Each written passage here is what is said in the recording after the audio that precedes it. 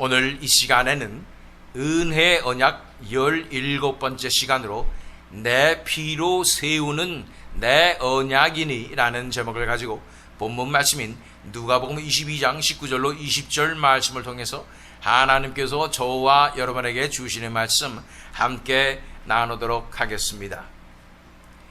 예전에 제가 보았던 한국 드라마 중에 사랑의 불시착이라는 드라마가 있습니다. 어떤 여인이 패러글라이딩을 하다가 폭풍을 만나서 북으로 올라가게 되었는데 북한 비무장지대에 불시착을 하게 되었고, 거기서 한 북한 장교를 만나서 사랑에 빠지게 된다, 이런 내용이었는데, 이루어질 수 없는 사랑이지만 그들은 서로를 사랑하면서 자신의 모든 것을 포기하면서 서로를 구하기 위해서 목숨을 거는 그런 절절한 사랑을 이어가게 되지요. 남자는 북한의 문화와 사정을 모르는 여자가 위험에 처할 때마다 목숨 걸고 구해주고, 여자는 그런 남자가 총 맞아가지고 피 흘리며 죽어갈 때 자신이 한국으로 돌아갈 수 있는 유일한 그 기회를 포기하고 그 남자를 위해서 목숨 걸고 수혈을 해서 남자를 살리게 되는 것입니다. 이처럼 목숨을 걸고 사랑하는 절절한 사랑 이야기는 사실은 동서고금을 막론하고 모든 인류의 마음을 사로잡는 엄청난 마력이 있는 것을 보게 됩니다. 왜 우리는 이런 사랑을 갈구하며 이러한 사랑의 스토리에 감동하며 현실과 상관없어 보이는 이 사랑에 가슴 벅차해 하는 것일까요? 하나님께서 우리를 사랑하신 사랑이 바로 이 목숨 거는 사랑이며, 예수 그리스도께서 십자가에서 하신 사랑이 바로 이 목숨 거는 사랑인 것입니다. 그 사랑에 대해서 오늘은 묵상하기 원하는 것입니다. 우리 은혜 언약 시리즈 계속해서 우리가 함께 나아가고 있습니다. 하나님께서 인류를 죄와 사망 그리고 사탄의 권세에서 건져내시겠다고 약속해 주시고, 원형복음에서 그 약속을 철저한 계획과 단계를 거쳐서 이루어 주시는 것에 대해서 우리는 살펴보았고요. 구약시대의 여러 가지 언약을 우리가 살펴보았고, 이제는 신약의 새 언약을 살펴보고 있는 중입니다. 새 언약에서 첫 번째 시간은 예수님의 성육신의 역사로 가장 중요한 은혜와 진리의 원리에 대해서 살펴보았고, 두 번째 시간에는 왕으로 오신 그리스도의 정체성에 대해서 살펴보았으며, 지난 시간에는 세 번째로 새 계명에 대해서 서로 사랑하는 진정한 천국의 사랑의 원리에 대해서 함께 살펴본 것입니다. 오늘은 그 네 번째 시간으로 그 피로 세운, 예수 그리스도의 피로 세운 새 언약에 대해서 함께 살펴보는 시간 갖도록 하겠습니다. 우리 본문 말씀 누가복음 22장 19절로 20절 말씀에 이렇게 말씀하고 있죠. 또 떡을 가져 감사하기도 하시고 떼어 그들에게 주시며 이르시되, 이것은 너희를 위하여 주는 내 몸이라. 너희가 이를 행하여 나를 기념하라 하시고, 저녁 먹은 후에 잔도 그와 같이 하여 이르시되, 이 잔은 내 피로 세우는 새 언약이니 곧 너희를 위하여 붓는 것이라.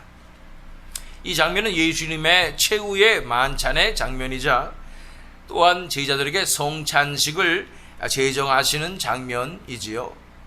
그런데 예수님께서 여기서 특별히 말씀하시는 것이 눈에 띄는 것, 누가복음에만 나온 눈에 띄는 장면이 있습니다. 저녁 먹은 후에 20절에 잔도 그와 같이 하여 이르시되, 이 잔은 내 피로 세우는 새 언약이니 라고 말씀하시는 것입니다. 여기서 우리는 눈이 번쩍 뜨어야 합니다. 왜냐하면 우리가 은혜 언약 시리즈를 살펴보고 있기 때문에 이 언약인데 새 언약이라고 말씀하시니까 엄청나게 중요한 것입니다. 그런데 새 언약이 있다고 한다면 옛 언약이 있다는 것이죠. 이 옛 언약, 피의 옛 언약이 과연 무엇일까요? 무엇을 말하는 것일까요? 그것을 보기 위해서 출애굽기 24장 6절로 8절 말씀을 읽어보면, 모세는 그 피의 절반은 그릇에 담아놓고 나머지 절반은 제단에 뿌렸다. 그리고 그가 언약의 책을 들고 백성에게 낭독하니 그들은 주님께서 명하신 모든 말씀을 받들어 지키겠다고 말하였다. 모세는 피를 가져다가 백성에게 뿌리며 말하였다. 보십시오. 이것은 주님께서 이 모든 말씀을 따라 당신들에게 세우신 언약의 피입니다. 만약 사랑하는 성도 여러분, 여러분이 이 현장에 모세와 함께 있었다면 어떤 느낌이 들었겠습니까? 피를 이 소의 피입니다. 이 소피를 다 담아다가 반은 그릇에 놓고 반은 제단에 뿌렸는데, 이 언약의 책을 낭독한 다음에 모세가 갑자기 주님께서 명하신 모든 말씀을 받들어 지키겠다 이렇게 낭독하고, 이 백성들이 그렇게 약속을 한 다음에 피를 갑자기 여러분 위에 뿌리는 거예요. 앞자리에 있다가 이 피를 맞았다고 생각해 보십시오. 어떤 느낌이 들겠습니까? 이미 피는 식어가지고 차가웠을 텐데, 미지근했을 텐데, 이 피를 맞으면서 피가 뚝뚝 떨어지면서 이것이 하나님께서 제정하신 피구나, 피의 언약이구나 하는 것을 느꼈을 것입니다. 피는 우리는 피를 생각하면 너무나 잔인하다는 생각이 들고 두려운 생각이 드는 것이 사실입니다. 왜냐하면 성경에도 육신의 생명은 피에 있다고 말하고 있는 것입니다.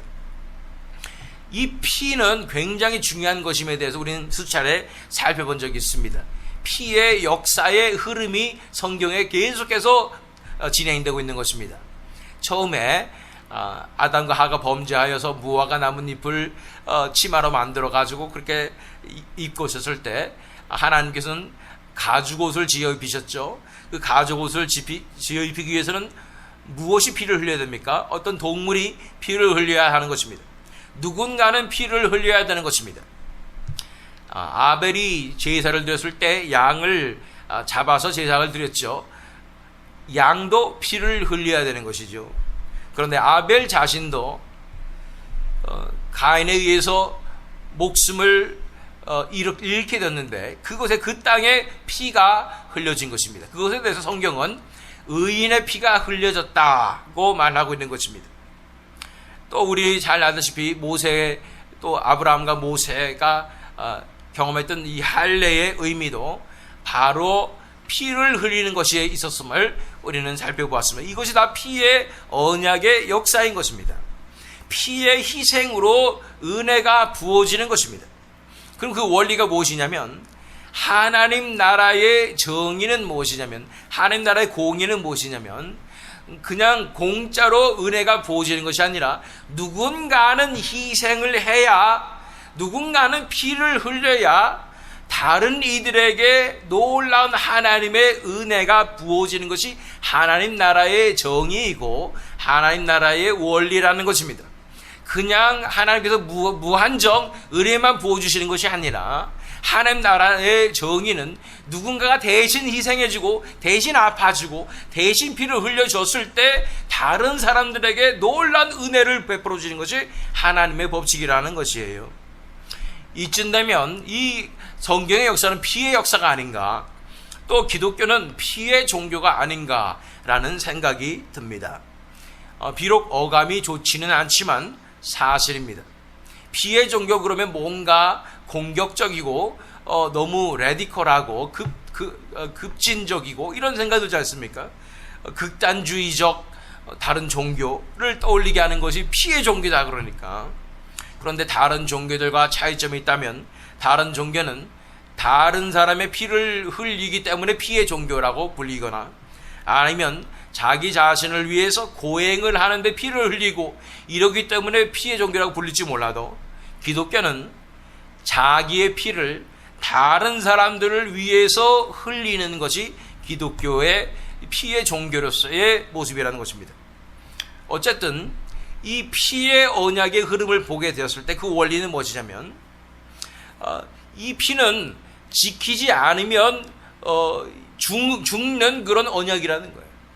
그것을 하나님께서 우리에게 피의 언약을 주심으로써 반드시 우리를 구원하시겠다는 약속이었고, 실제로 자신의 아들의 피를 흘리셔서 우리를 건져내신 놀라운 신실하신 하나님의 약속임을 바라보아야 하는 것입니다. 자, 다시 본문으로 돌아가서 예수님이 20절 말씀하신, 그러면은 옛 언약이 이 율법의 언약, 예전의 피의 언약이 이랬다면, 그럼 예수님이 말씀하신 이 언약은 무엇인가? 저녁 먹은 후에 잔도 그와 같이 하여 이르시되 이 잔은 내 피로 세우는 새 언약이니 곧 너희를 위하여 붓는 것이라 말씀하신 이 새 언약은 어떠한 언약인가? 확실한 것은 피의 옛 언약, 우리가 지금 살펴본 그 언약을 완전히 교체해버리는 것이 아니라 이것이 더 확장되고 완전하게 되는 언약임을 바라볼 필요가 있습니다. 다시 말해서 이 피의 옛 언약을 완성하는 것이 바로 하나님의 아들 독생자, 그분이 자기의 피로 희생하여서 세우는 새 언약이 바로 피의 새 언약인 것입니다. 히브리서 9장 13절로 14절 말씀 읽어보면 염소나 황소의 피와 암송아지의 죄를 더러워진 사람들에게 뿌려도 그 육체가 깨끗하여져서 그들이 거룩하게 되거든 하물며 영원한 성령을 힘입어 자기 몸을 흠 없는 제물로 삼아 하나님께 바치신 그리스도의 피야말로 더욱더 우리들의 양심을 깨끗하게 해서 우리로 하여금 죽은 행실에서 떠나서 살아계신 하나님을 섬기게 하지 않겠습니까? 라고 말씀하고 있는 것입니다.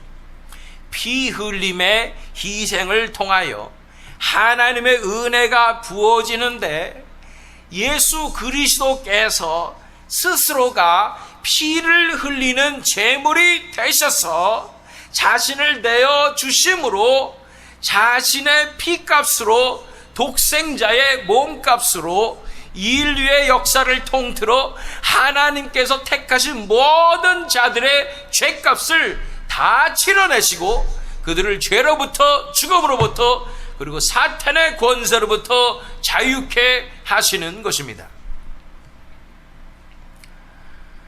그런데 문제는 뭐냐면 이토록 귀한 피가, 그 독생자의 피가 흘려지는데 그 피가 흘려져서 희생을 하셔서 이 하나님의 은혜를 받는 이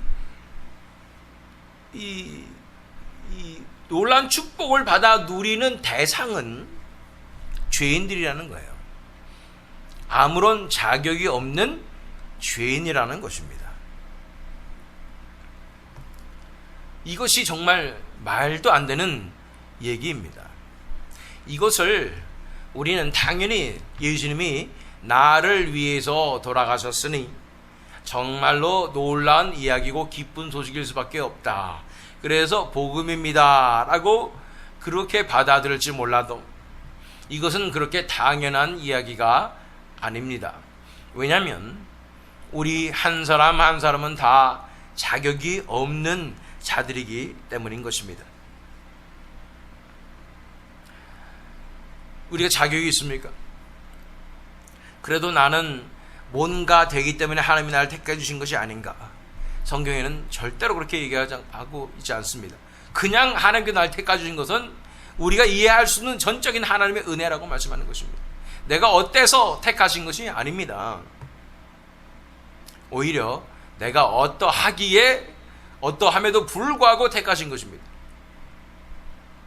한 가지 알 수 있는 것은 우리가 다른 사람보다 연약하고 약해서 하나님께서 불쌍히 여기실 수는 있습니다.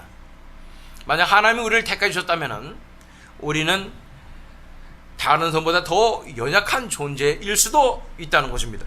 확실히는 얘기를 못해요. 하나님께서만 아실 수 있는 거니까.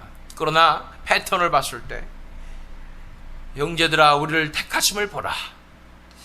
이 세상에서 지혜 있는 자가 많지 않고 많이 배운 자도 없고 그런데도 불구하고 우리를 택하신 것을 뭐라고 말씀하신 것처럼 우리가 연약하기 때문에 택하신 거예요. 우리가 연약한 것을 인정하십니까?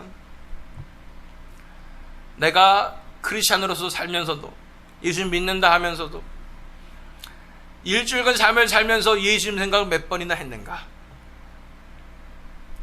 나는 예수님만 사랑한다 하면서 돈 하나에 벌벌 떨고 있었던 나의 모습을 바라보십시오. 내가 예수님만 사랑한다 하면서 내 눈은 단대가 있고 세상의 것을 부러워하고 세상 사람들을 부러워하고 있었던 모든 순간들을 떠올려 보십시오. 만약 지금 떠올릴 수 있다면 이것은 놀라운 하나님의 은혜가 임한 줄 믿습니다. 내가 어떠한 존재인지를 다시 바라봐야 하는 것입니다. 기억해야 하는 것입니다. 나는 믿음을 지킬 수 있는 그런, 죄송하지만 주제가 못 돼요. 날마다 배신하는 것이 나입니다. 그럼에도 불구하고 지금 이 자리에 나와서 하나님을 예배할 수 있다는 것은 전적인 하나님의 은혜가 부어졌기 때문에 이 자리에서 하나님을 예배할 수 있다는 것입니다.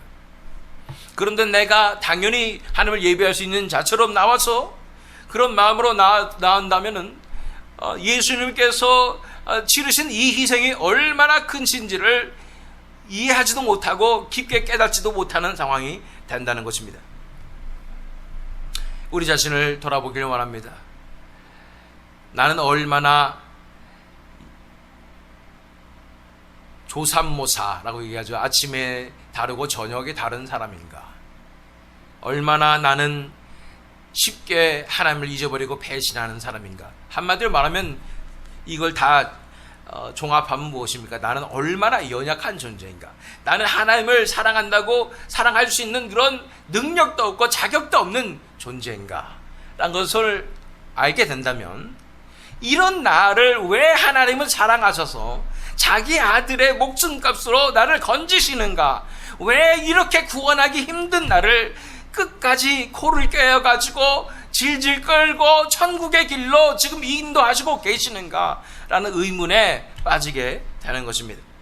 이러한 나의 존재를 깨닫게 된다면, 나를 위해서 이렇게 기꺼이 자신의 삶을 온전히 내어주신 예수 그리스도의 사랑이 절절히 와닿게 되는 것입니다. 내 자격 없는 나 같은 자를 왜 어찌 하나님의 아들이 이러한 희생을 치르실 수가 있는가? 예수님께서 오신 것은 그분의 모든 것을, 자신의 생명을 다 나눠주시기 위해서 오셨다고 말씀하고 있는 것입니다. 요한복음 6장 53절 54절 말씀, 예수께서 그들에게 말씀하셨다. 내가 진정으로 너희에게 말한다.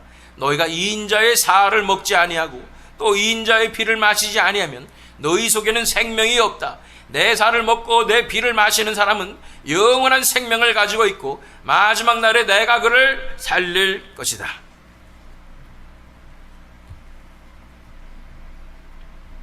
사실은요, 우리 개혁주의 교리 구원의 역사가 놀라운 성경에 있는 진리임을 우리가 알고 있습니다. 그 중에 우리가 착각하지 말아야 되는 교리가 하나가 있으니 바로 선택의 교리죠. 선택은 하나님만이 하시는 거예요.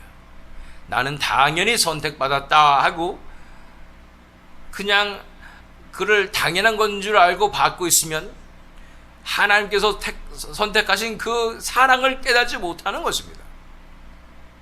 나는 항상 겸손히 엎드려져서 내 자신을 바라보고 절절하게 예배 드리는데, 하나님 앞에 예배 드리는데, 나 같은 자를 구원하신 하나님 앞에 예배 드리는데 어떻게 나는 그냥 당연한 것처럼 예배를 드릴 수가 있겠습니까? 그런 자를 천국에 받아주시겠어요? 여러분이 하나님이시면 받아주시겠어요?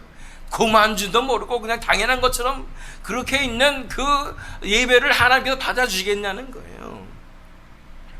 정말로 나 같은 죄인을 사랑하신 그 사랑에 항상 감격하여서 절절하게 하나님 앞에 예배드리는 그 예배자를 받아주시고, 그래야 하나님이 자신의 아들을 희생하셨는데 그렇게 자신의 아들을 사랑해주고 기뻐해주고 감사하며 그렇게 사모하는 그 자들을 천국에 받아주시는 것입니다. 이것이 진정한 믿음이요 진정한 회심의 역사인 것입니다.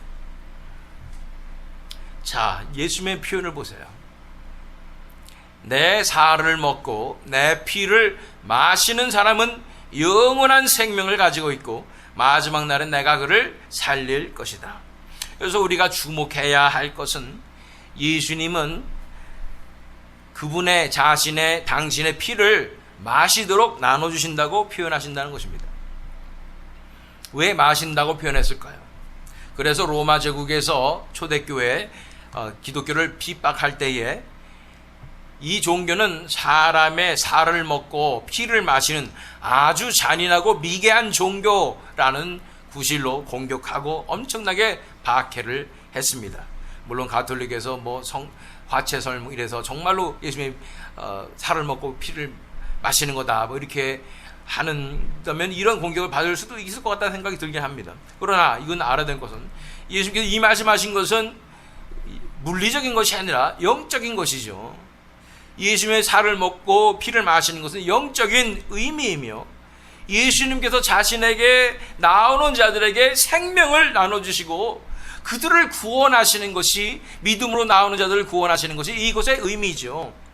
그런데 굳이 왜 이런 표현을 쓰셨을까? 내 살을 먹고 내 피를 마시는 사람이라고 표현했을까? 이것에 대해서 좀 더 깊은 영적인 의미가 있다는 것을 살펴보기를 원합니다. 제가 서두에 이 드라마 얘기를 했죠. 사랑의 불시착이란 드라마에서 주인공 여자가 총 맞아서, 자기 때문에 총 맞아서 피를 흘리는 남자를 위해서 목숨을 걸고 수혈해서 살리는 것을 보게 됩니다. 이 수혈을 하면은 자기 피가 이루어지는 거 아니에요. 그래서 이 피가 너무 흘렸기 때문에 모자란데 하필이면 맞는 게 이 여자밖에 없는 거예요. 그러나 그냥 목숨 걸고 자기가 위험해질 수 있는데도 불구하고 이 남자를 사랑하니까 그냥 끝까지 수혈하는 거죠.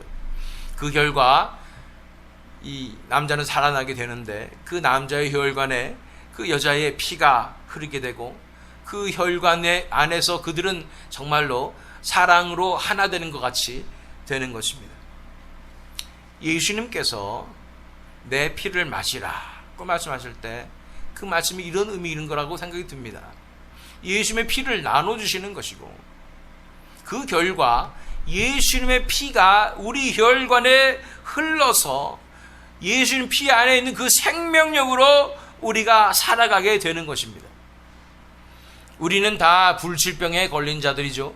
죄와 죽음이라는 불치병에 걸려서 점점 죽어가고 있는 우리에게 예수님께서 자신의 피를 다 쏟으심으로 그 피를 받아 마시라고 말씀하시고 그 피를 수혈하여 주시는 것 같이 그 피를 우리에게 주시고 피 안에 있는 생명력을 우리에게 부어주셔서 자신을 온전히 희생하셔서 죽으심으로 자신의 피에 있는 생명력을 다 쏟아 부어 내어주셔서 우리를 살리셨을 뿐 아니라 우리가 영원히 살 수 있는 영생으로 나아가게 하시는 것입니다. 우리 안에 예수 그리스도의 피가 흐르는 것입니다. 예수 그리스도의 영생의 피가 흘러가게 되는 것입니다. 그래서 예수님의 돌아가심으로 우리는 살게 되는 것입니다. 그가 죽음으로 우리는 살게 되는 것입니다. 그 결과 우리 안에, 우리 혈관에 예수 그리스도의 피가 흐르는 것을 상상해 보십시오. 이러한 관점에서 교회는 이런 예수님의 피를 마신 자들의 모임입니다. 그 말은 예수님의 피가 우리의 혈관에 흐른다는 것입니다. 이런 의미에서 봤을 때 너무도 다른 성격, 너무나 자라온 환경도 다르고 이 모든 상황이 다른 우리 형제 자매들이 한 가지의 공통점이 있는데 그것은 예수님의 피로 수혈받은 자들, 다시 말해서 우리 혈관에 예수 그리스도의 피가 흐르고 있다는 것입니다. 그런 의미에서 우리는 알고 있습니다. 피는 물보다 진합니다. 우리가 혈연 관계로 맺어졌다고 얼마나 지극정성으로 우리 가족들을, 형제 자매들을, 또 부모를, 자식들을 얼마나 우리가 사랑합니까?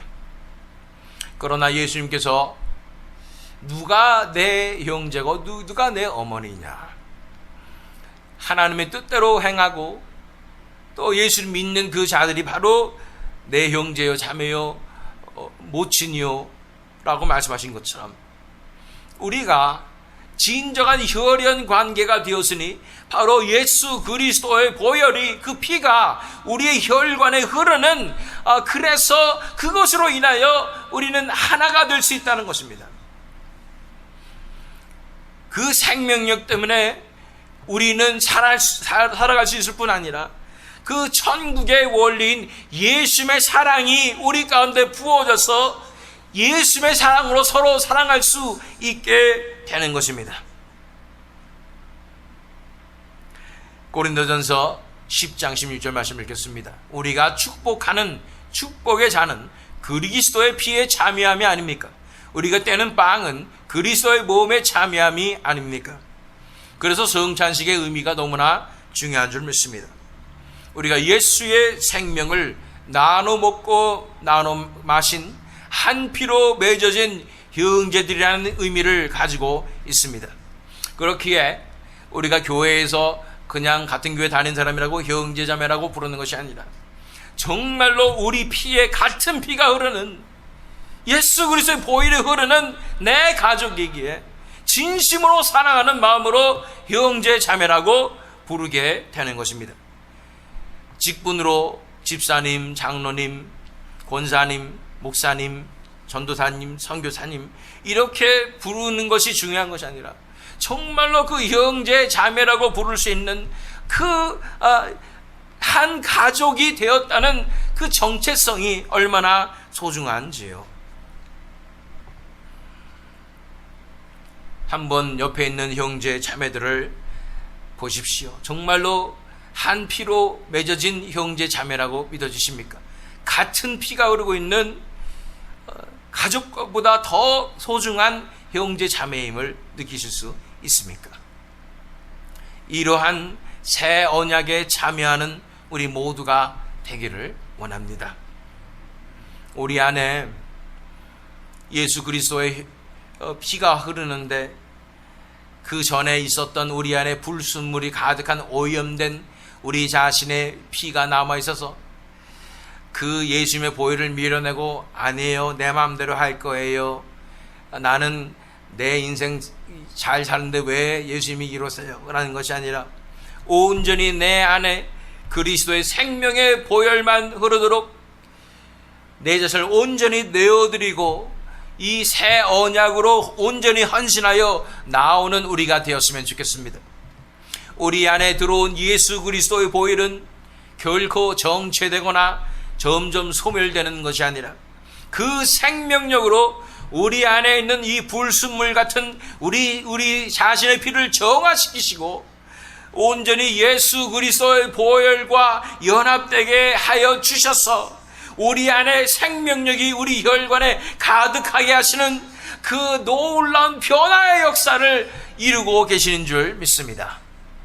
또한 우리 한 사람 한 사람이 이렇게 우리 안에서 역사하시는 예수님의 능력 앞에 우리 자신을 온전하게 내어드릴 때, 그래서 우리 안에 오직 예수님의 피만, 그 보혈만 흐르게 될 때 우리는 그 예수 그리스도의 보혈로 진정으로 하나 되는 교회로 나오게 될 줄로 믿습니다. 새 생명인 이 서로 사랑하는 교회로 일어나게 될 줄로 믿습니다. 요한복음 13장 34절로 35절 말씀 읽겠습니다. 이제 나는 너희에게 새 계명을 준다. 서로 사랑하여라. 내가 너희를 사랑한 것 같이 너희도 서로 사랑하여라. 너희가 서로 사랑하면 모든 사람이 그것으로서 너희가 내 제자인 줄을 알게 될 것이다. 우리 안에 예수 그리스도의 보혈이 흐르는 것을 믿으십니까?